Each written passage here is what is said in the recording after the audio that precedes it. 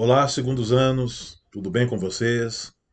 Eu sou o professor Alisson de História e eu gostaria de fazer a correção das atividades da semana um deste primeiro PET. O tema desta primeira semana é escravidão e comércio no mundo.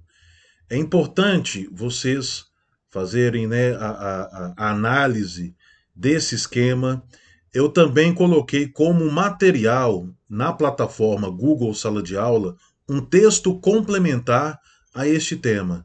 Então é importante você fazer a leitura, o estudo, né, a análise de todo esse material para depois fazer as atividades da semana um, atividades um, 2 e 3, né, até a página 94. A atividade um: observe o mapa abaixo que representa rotas do tráfico de escravizados para o Brasil. Ao longo de pouco mais de 300 anos, cerca de 12 milhões de seres humanos foram escravizados e transportados pelo Oceano Atlântico para o continente americano. Desses 12 milhões, praticamente 4 milhões, ou seja, um terço, teve como destino a América Portuguesa, o Brasil. Então nós percebemos por esse mapa que foram povos, né, originários da África de várias regiões.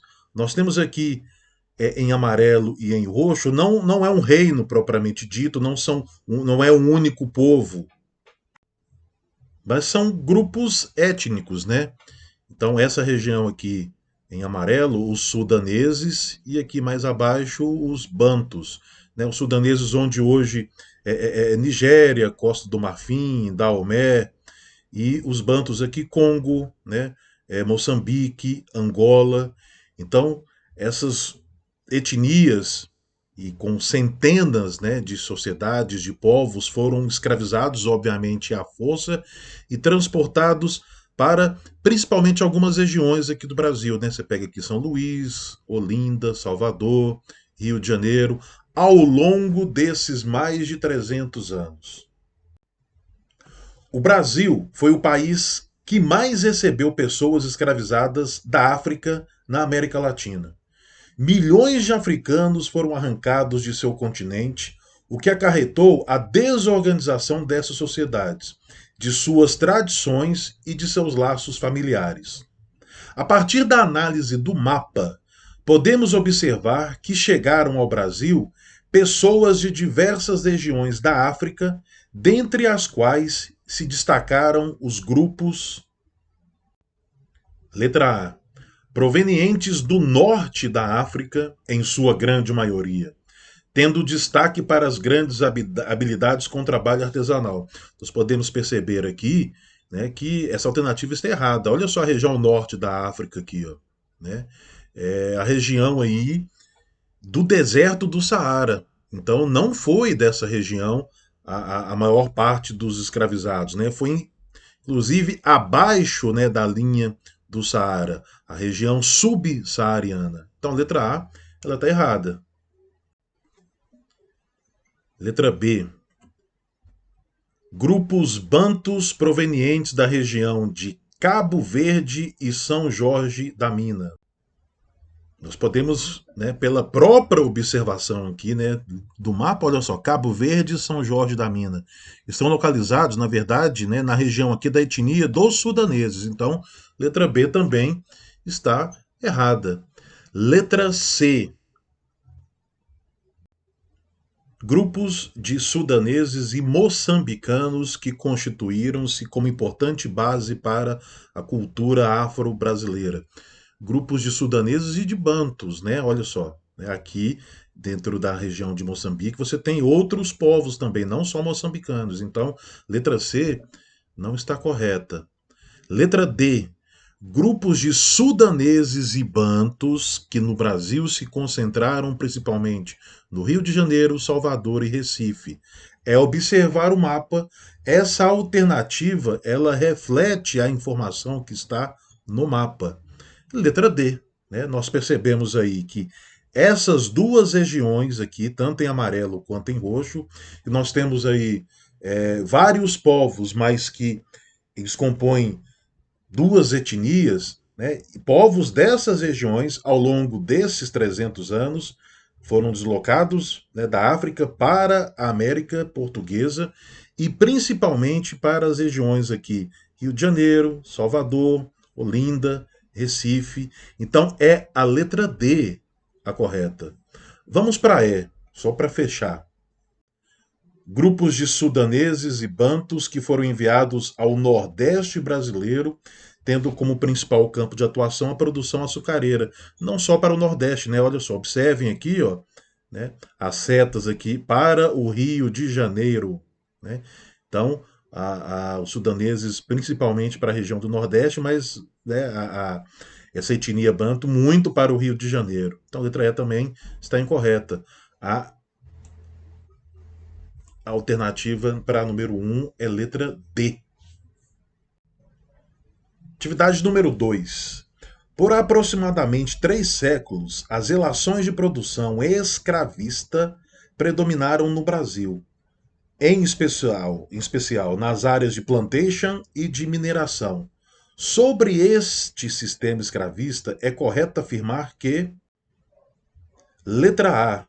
Impediu as negociações entre escravos e senhores.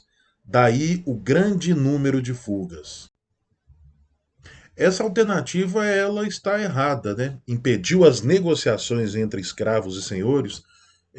Ao longo desses 300 anos, havia sim negociações entre escravos e senhores, né? Como, por exemplo, a permissão para o plantio para o próprio escravo em alguns dias da semana, principalmente domingo, né? A questão dos casamentos dentro da propriedade entre os escravos. Era um sistema violento, obviamente. A escravidão é um sistema violento. Mas essas negociações haviam escravos, haviam senhores mais perversos, mais cruéis, mais rígidos, né? E alguns que negociavam com os seus escravos. Haviam até mesmo alguns escravos que fugiam e depois dessa fuga enviavam um representante para negociar, né, esse retorno sob outras condições de trabalho com os senhores. Então havia sim, né, negociações entre escravos e senhores. Essa letra A ela está incorreta. Letra B. Favoreceu ao longo dos anos a acumulação de capital em razão do tráfico negreiro. Com certeza. Tá? Os traficantes de escravos, e eles existiram, né? Tanto dentro da África quanto na Europa e aqui na América. Então, vários países europeus realizaram esse tráfico, vários reinos e povos africanos também.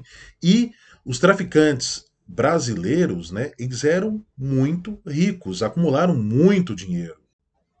Tanto é que em 1850, quando há realmente, a partir da lei Eusébio de Queiroz, a proibição do tráfico internacional de escravos, muitos traficantes eles acabam substituindo aí os investimentos na compra de escravos que eles faziam antes na importação de novos produtos, né? Acabam chegando aqui ao Brasil, principalmente produtos ingleses, né?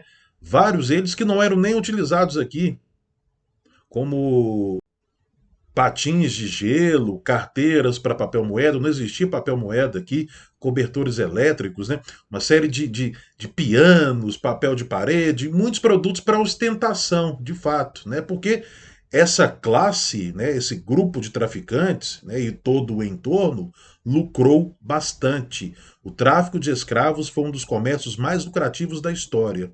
É letra B. Letra C, vamos lá continuar, né? Possibilitou a cristianização dos escravos, fazendo desaparecer, perdão, as culturas africanas. Não, óbvio que não. A Igreja Católica, né, ela proibiu a escravidão indígena, mesmo que os indígenas continuassem a ser escravizados. Mas a Igreja não falou nada com relação à escravidão africana. Inclusive, acabava defendendo porque justificava, né? Eram pagãos que seriam batizados aqui na América.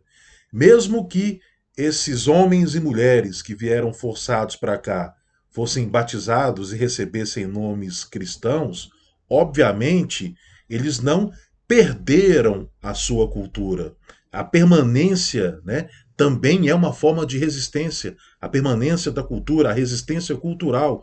Então, houve muito mais um sincretismo cultural entre a cultura africana, europeia, a indígena, na formação cultural do Brasil, mesmo que de maneira violenta, né? Então houve um sincretismo.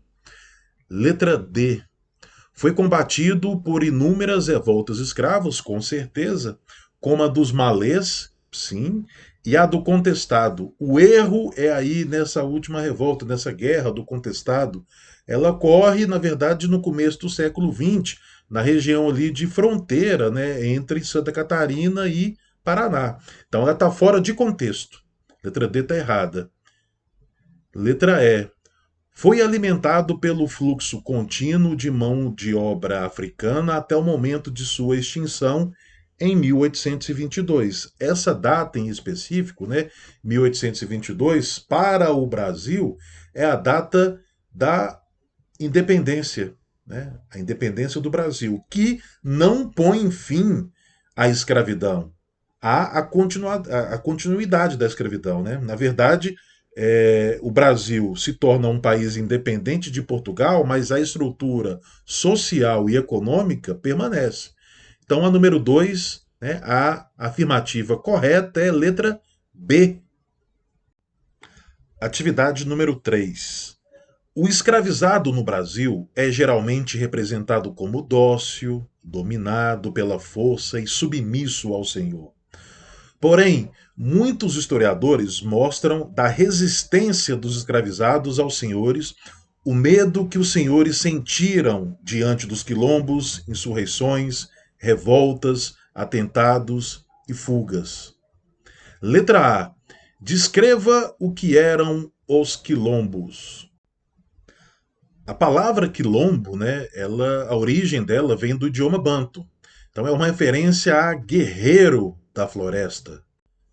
E a primeira definição aí de quilombo para a administração colonial portuguesa ocorreu em 1740. Então, para o Conselho Ultramarino Português, o quilombo era toda a habitação de negros fugidos que passem de 5 em parte desprovida, ainda que não tenham ranchos levantados nem achem pilões neles. Então, existiram vários tipos de quilombos. Alguns com dezenas, outros com milhares de habitantes. E nesses quilombos, obviamente, a tentativa era de reconstruir um estilo de vida que eles tinham na África, com seus costumes, com as suas tradições, mas obviamente entendendo que eles não estavam propriamente no continente africano, porque eles estavam rodeados aí por uma administração, um governo, um sistema que os considerava escravos. Então, havia sim uma relação entre esses quilombos e ao redor. Relações comerciais, então há registros de quilombos que comercializavam com vilarejos, com aldeias, com cidades. Há situações em que os moradores desses quilombos, eles inclusive voltavam, né, até as suas antigas fazendas para conseguir tentar forçar a libertar outras pessoas. Há relatos, registros, né, de quilombos que eram formados por salteadores. Então, eles ficavam nas estradas ou nos pontos de passagem, de trajeto, né, para realmente cometer furtos, roubos. Há quilombos em que havia ali o plantio, a criação de animais, né, para a autossuficiência. Existiram quilombos que tiveram relações, inclusive, com as próprias forças legais, né? Então, com a elite econômica da região.